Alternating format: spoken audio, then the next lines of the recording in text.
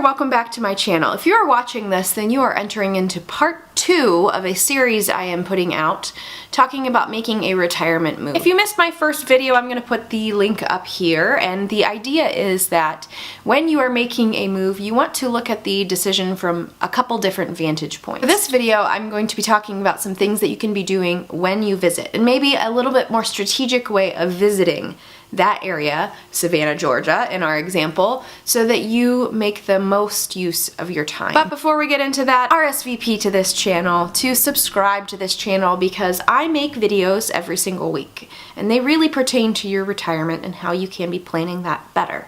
So if that is something that you are nearing and it's interesting to you, click that subscribe button. Okay. Planning the visit. Let's go ahead and dive on in. My first recommendation is to rent an Airbnb. So this is not a hotel or a condo or a special type of vacation stay.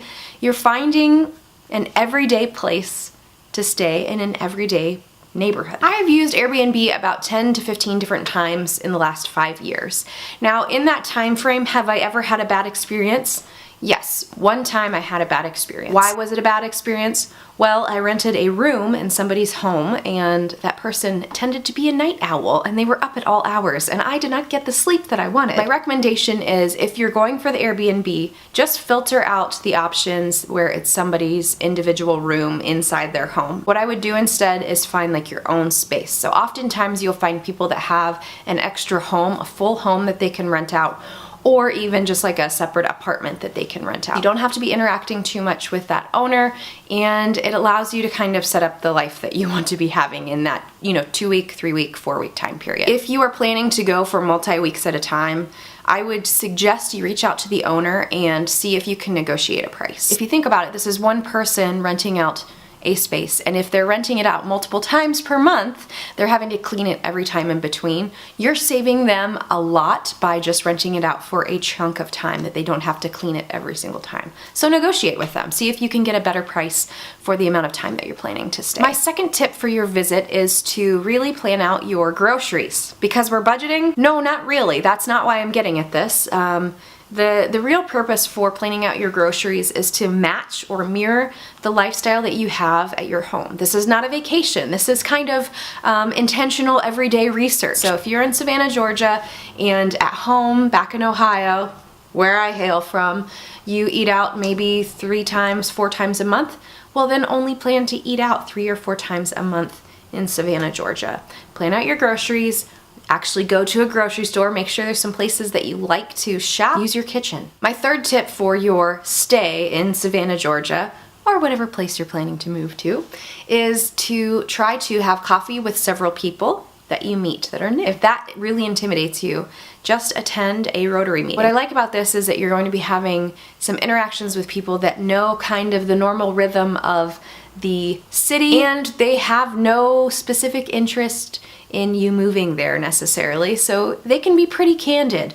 You can ask them, what does tourism look like here? How do you like the weather? What would someone expect on a day-to-day basis? What are the areas of town that you want to be avoiding? What are the areas of town that I might want to be moving to? These are the people that are going to give you a candid opinion that's unfiltered. The fourth tip I would say for your visit is to start interviewing realtors. Typically people recommend that you interview 2 to 3 realtors for a real estate transaction that you're having. Here are the key things that you want to be looking for in this interview.